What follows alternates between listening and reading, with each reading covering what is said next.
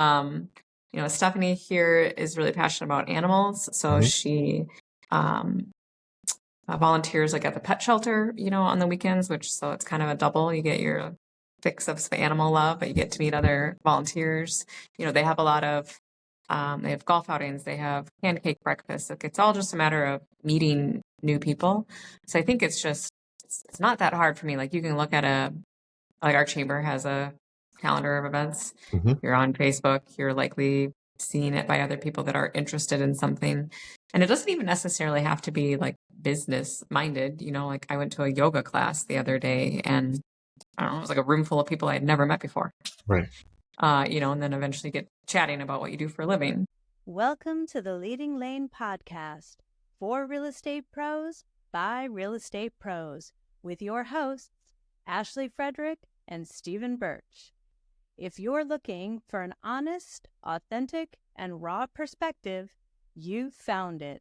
All right. Welcome to the LeadingLane podcast. Today, we're going to talk about generating leads.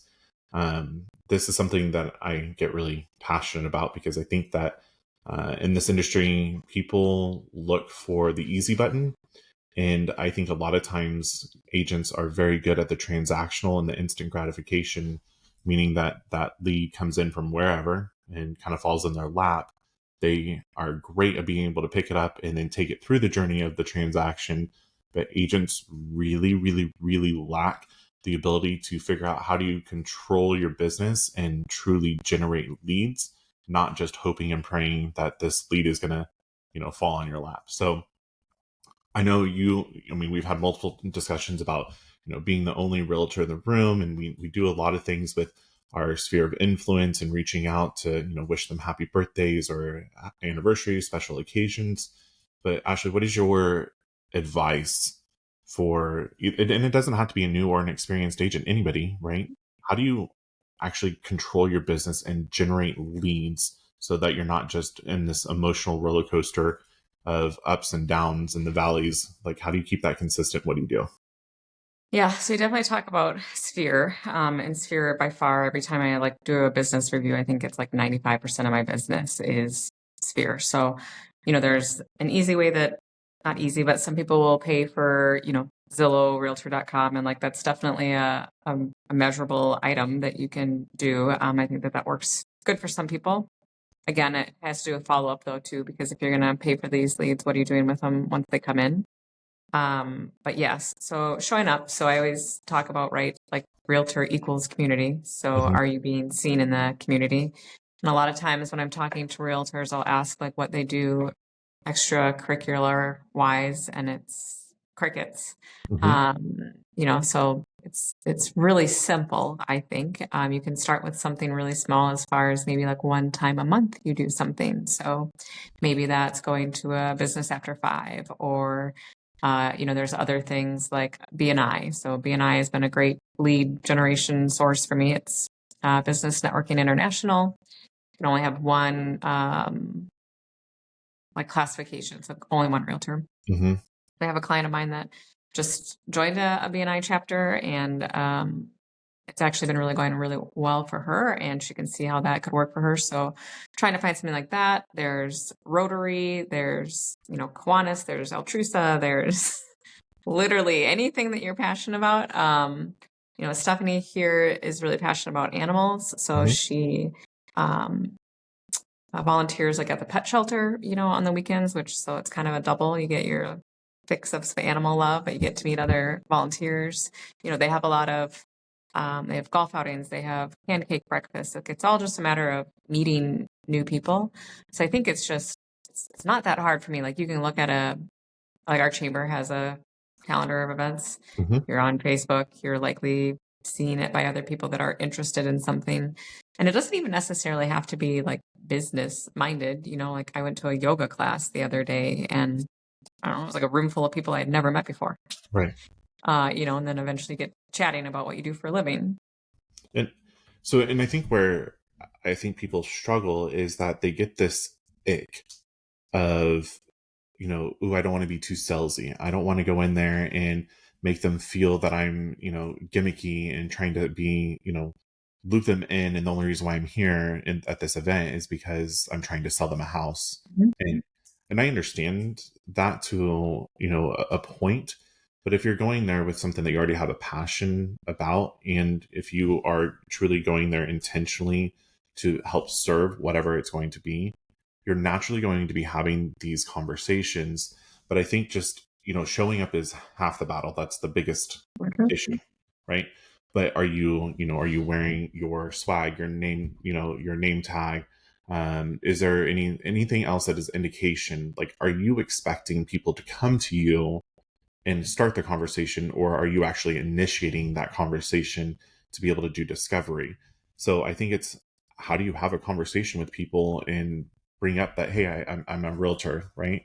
I don't know about you, like anywhere that I go and we start talking about real estate, people always ask, well, how's the market? Off the market. Right? Like, that's the easiest thing that they, can come up with. And I think it's how you position yourself in learning to be able to respond back to that. Because to me, like, what do you mean? Like, which type of market are you looking to buy? Are you looking to sell? Are you looking for investment? Which one? And really, when you start like asking questions back to them, you're getting and finding the discovery, and they're going to start telling you their life story or what they're interested in, where they are at in this process, if they're wanting to buy, if they're wanting to sell, if they're wanting to go investment. Like, and it's not that I'm anticipating to be able to close that person right then and there, but now it's, I made that connection. What do I do with this person's contact information? So what do you do when you meet somebody and you have this connection, good, conversation? What do you do to ensure that you continue to have that relationship moving forward? So a couple of things. I practice the Ford. So Ford questions are family, occupation, recreation, and dream. So you're struggling with questions to ask, right? It's as simple as like, do you have a family? Like, oh, like, what does your husband do? I like to ask, do you have any vacations coming up? Only because I like to travel. But right then you can make notes of it so that the next time you go to an event and maybe they told you that they were going to Mexico over Christmas, then you could say, how was your trip in Mexico? And right, like for them, it's like, wow, she remembered that I told her that. But I do like to add everyone into my CRM that I can have as much information. It's as simple as whoever's Facebook birthday it is, they get added in, they get a Facebook message and a text. But I also do a monthly newsletter. Actually, Caitlin does it, but it comes from me. And, that's been really beneficial. I have people that will share it. We also post it on Facebook. They'll tell their friends about it. They'll ask me if I can add them to my list. They'll purposely reach out and say, because I do upcoming events on there, can you add this to your events calendar for your newsletter for other people to see? And so it's nothing, I think at the bottom I might have like a featured listing, but I normally just do like a wish for whatever, like what's going on, changes, check out the fall ride because the leaves are changing, all of the upcoming events for the month, and then like a little featured listing. And one time I did that, and the featured listing, and it was a client I hadn't heard from for maybe like a year or so. They had just moved, and he asked me about a rental space. So well, that was random. I was not expecting that. So I think that, it's just the same thing with the conversations. I never really lead with, I'm a realtor, like, right, like they'll ask, but I just find that if they can connect to you as a human first, and then more and more that you see them, then they're like, oh, like, yep, she's at everything. She's the one to ask because she's everywhere. I think we just overcomplicate it. And I think that is the mindset, though. If you're just going with the mindset of, I want to meet more people, I don't want to try to sell them something. It happens naturally, I think. Yeah, no, I totally agree. And, I think where, I don't want to say frustrated, but, we talk about Sphere, we talk about what we need to be able to do and reach out to them. And I think birthdays and anniversaries and special occasions are great ways to make that connection. But that's not just what's going to get somebody to be able to land the deal with you. Like, you have to be intentional of building the relationship and, making note in your CRM system of what is going on with them. It continues on, but you can't just get frustrated. Like, an agent can't be angry at their friend, their Sphere, for going and buying with somebody else when the only thing that you do for them, or the only type of value you do, is wish them a happy birthday. Like, that's only once a year. Like, you're not going to stay top of mind. So it's this compound effect of, all of these different little things, intentional things that you are doing for somebody, for them to make sure that when they think real estate, they think Ashley, they think Steven, and they want to reach out to you for whatever question it may be. Well, and a ninja practice is, one, gratitude, but also sending notes. Hmm. And they suggest 2 a day, which it does seem daunting. Hmm. But it's when you meet someone, you can send them a note like, just great to meet you. Hope to see you next time. Mary Ann Wilson does a Yeah, November, which I think is and fantastic. yeah. So it's, obviously like a grateful month for November, Thanksgiving. And so every day she gives you a task of like an idea of who to send thank you to. So, some of them have been like maybe sending it to an empty nester or somebody that, lives alone, somebody that's been influential, all kinds of ideas, right? Hmm. So what are we on? We're on day 21. Hmm. So I've wrote 20 of them thus far. And I can't tell you like how impactful that is for people to receive a handwritten note. So Hmm. one client had reached out and told me like she's on her 3rd round of cancer. She Hmm. had some questions about her house, right? But then so I sent her a note and just said, I'm thinking of you. Let me know how your surgeries go, if you need any food or anything. And like, whatever, a week later, I got a text message about how that was so unexpected. I sent like 2 out last week to some friends that I just haven't talked to for a while. Life is life. One text messaged me yesterday and said like, you brought tears to my eyes, and like, it has nothing to do with real estate, but same thing. Like when you make people feel good and you're remembered, like when real estate does come up, they're going to be like, oh yeah, like Ashley's the best, easy peasy. Absolutely.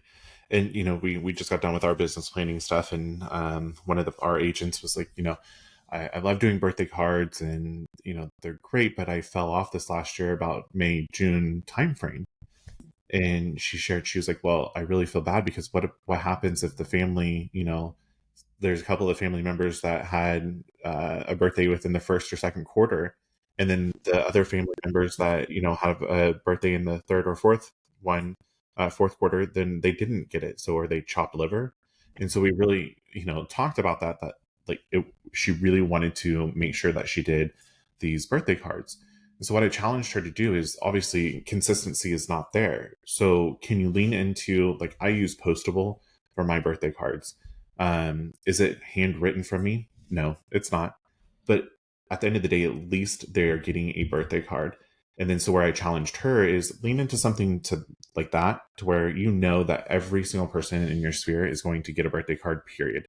And if it's really important that you write a meaningful message, then instead of putting the pressure on yourself to trying to write a meaningful message for their birthday, when you actually see something, on Facebook about for one of your spheres, write a thinking of you card, right? Like, Mhm.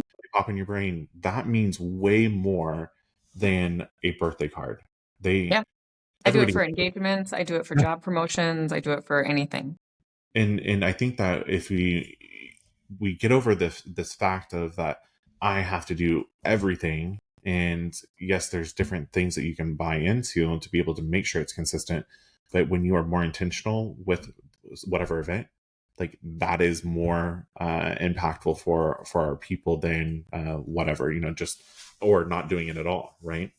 And I think, one of the stats out there right now on leads, and I hate the word leads, to be honest with you, because like I think it just devalues who we're really working with. These are people. Cool. So, but it talks about, I believe it's like 80% of leads do not convert because there's not a follow up process afterwards. So, Mhm. regardless if that's coming through one of the .coms, or you meet them here at the, the after five type of event, or whatever it is, like you have them, they're there, but you're not able to convert them ever because you don't have that follow through. So, having the newsletters, having these customer appreciation events, you showing up to these other things, like it's a compound effect. There's no magic formula that's going to be able to say this is how you grow your business and it's guaranteed, but it's the connection, it's the human, it's the conversation, and then it happens organically. But I think too many people want to sit back and just post on social media, post and praise, as I call it. Like, Well, We're not. I mean, there is some part of social media, right? And that there are algorithms. And Mhm. so if you're not active on social media, like you can kind of disappear in people's feeds. So, right, like when you do see something, I like to try to be a resource. So when someone will say, does someone know a good landscaper or something like that, right? Like I'll comment and other people will see it. So I like to be a connector. But I've had a couple of like new friend requests, and have done like some Facebook stalking. They're realtors. Mhm. I would not know that they were a realtor by Facebook stalking them. Right. Um, and so the same thing, like, okay, we're like searching for all these leads, but yet we're not even letting our own supposed sphere know that we're active in real estate. Mhm. So for me, that's always like a super simple, like post some things about real estate. It doesn't need to be just sold or just posted. It can be about an experience you had, like, Mhm. right. I actually thought about posting today, like, it's not all peachy king in real estate. Like I had 2 transactions fall apart this week. Like those are people's lives. It's a big Mhm. deal.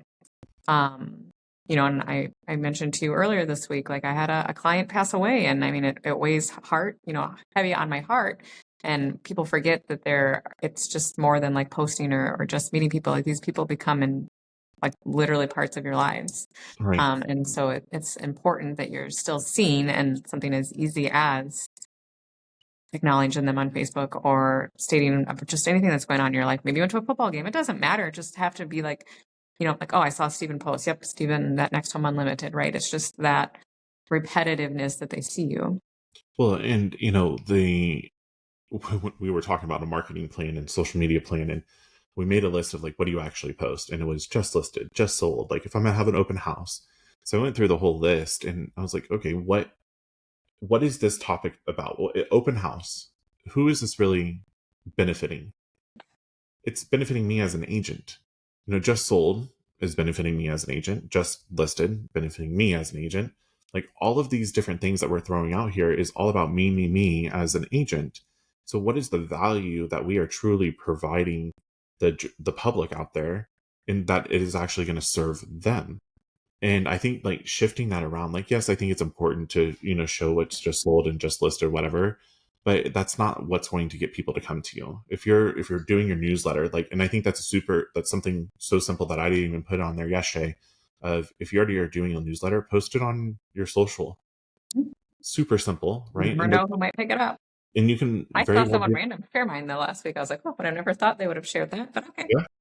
I mean, and you can do it multiple times throughout the month, right? Like it doesn't need to be just the same one stagnant thing. Like you can repurpose a lot of these things.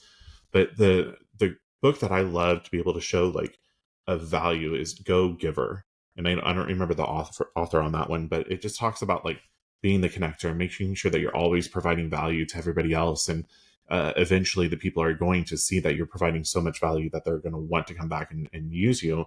But I also think that it's so important to share about real estate, but also that you're a human.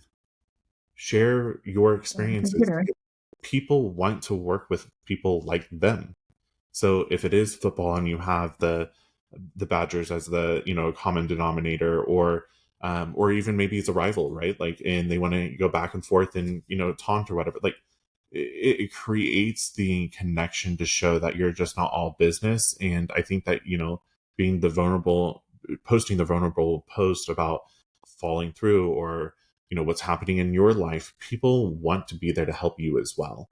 So Yeah. it's not business. You have to be able to give a little bit of insight on your own personal world as well. Well, and I think it goes back to what we talk about is just because people don't comment or like doesn't mean that they're not reading it.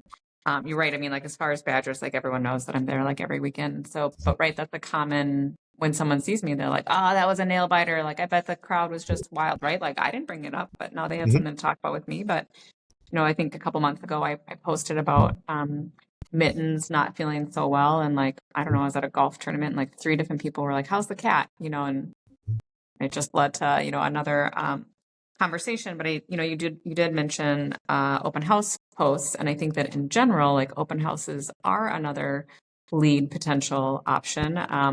When I started in real estate, I am not kidding you. I was like an open house queen. Like it was 2 on Saturday, 2 on Sunday, Thursday afternoon. Like, when you're just starting and not even just starting, maybe if you're in a slump, like you have to find ways to get in front of people.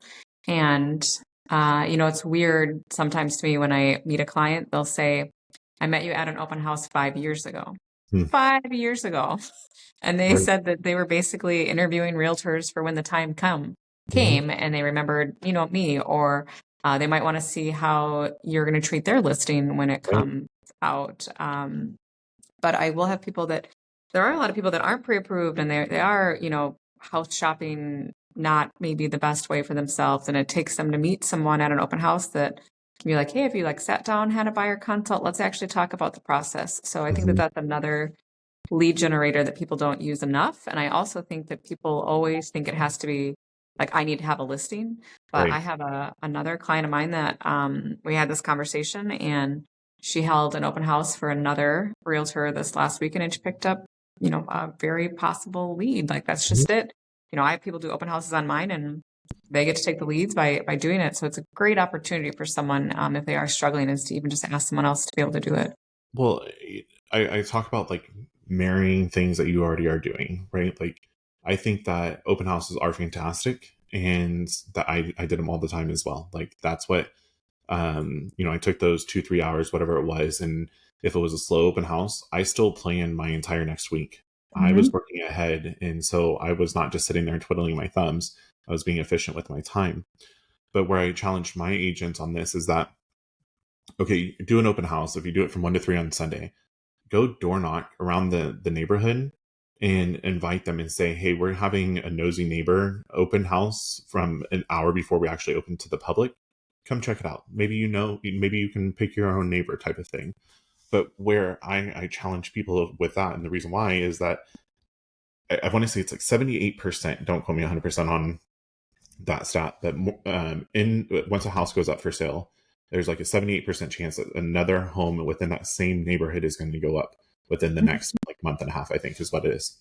So if you know that there's a high probability that another house in that neighborhood is going to go up for sale that's not for sale currently, and you're out there door knocking, you're inviting neighbors, you're doing something different, you've come up with a follow-up plan with all of the people that you knocked on doors or missed them or whatever else, and you really farm that neighborhood for them to go, you're really I believe that you are not marketing for that house that you are hosting the open house. That we're not marketing that to sell.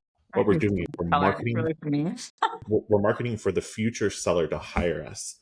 So that's when you want to showcase all of your stops, showcase the different signage that you have and making sure that everything is professional, showcase the items that you do differently for that listing. So because I think that they are going to naturally want to interview you and see that, oh man, they're doing great for this open house. I want that for my property.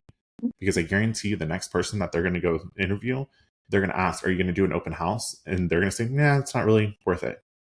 And they want that open house because they see you doing it to their neighbors.